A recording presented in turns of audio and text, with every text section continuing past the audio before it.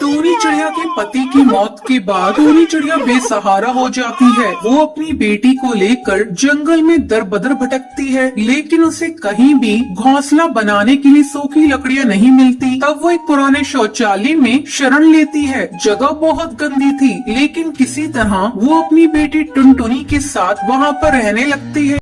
टुनटुनी ओ टुनटुनी, बेटा जल्दी उठो, तुम उठ, जल्दी उठ बेटा, तेरे स्कूल का टाइम भी हो रहा है, अभी तुझे तैयार भी होना है। क्या माँ, सोने दो ना अभी थोड़ी देर, बहुत जल्दी उठा देती हूँ। बेटा जल्दी कहाँ है, सुबह के 10 बज रहे हैं। माँ, मैं इतना अच्छा सपना देख रही थी, तुमने मेरा सपना तोड़ दिया। चल उठ सपने की बच्ची, उठ बेटा, बाकी के सपने कल देख लेना। अच्छा माँ, अब भाषण देना बंद करो, मैं जा रही हूँ तैयार होने।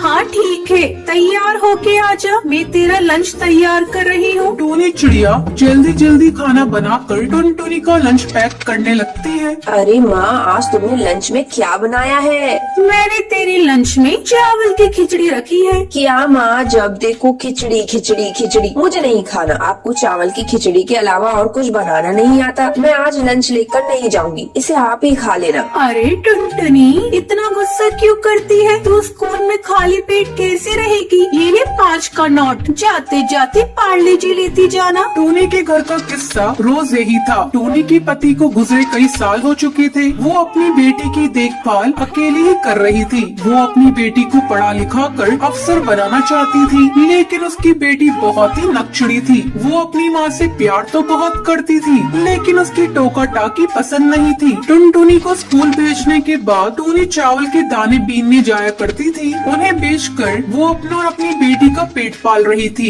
आज कैसे लेट हो गई टूनी चिड़िया?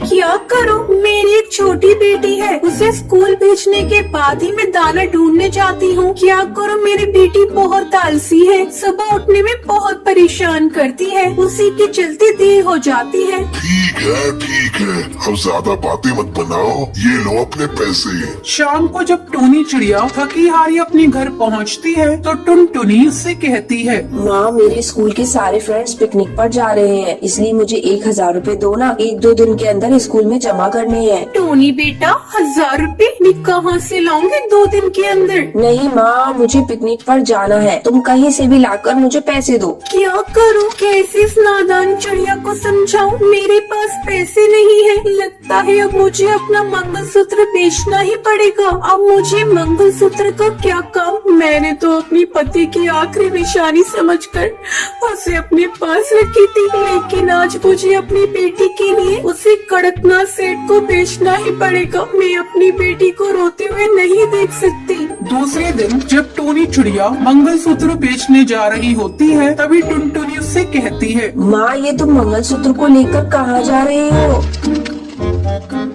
बेटा, तेरे पिताजी तो रहे नहीं, इस मंगलसूत्र का क्या काम? इसे बेचकर मैं तेरी पिकनिक की फीस भर दूंगी। नहीं माँ, मैं आपको ऐसा नहीं करने दूंगी। मुझे पिकनिक पर नहीं जाना। मैं तुम्हें पापा की आखिरी निशानी नहीं बेचने दूंगी। इस मंगलसूत्र से पापा की बहुत सारी यादें जुड़ी हैं। माँ, मैंने बहुत बड़ी गलती कर दी है। अब मैं तुमसे किसी बात की जिद नहीं करूँगी। मैं कल ही अपने दोस्तों से कह दूंगी मुझे पिकनिक पर नहीं जाना। बेटा तो बहुत समझदार हो गई है, मुझे तो चिंता हो गई थी मैं तेरी जिद को कैसे पूरा करूँगी। चलो माँ, अपने आंसू पोंछ लो। फिर दोनों खुशी खुशी रहने लगती हैं।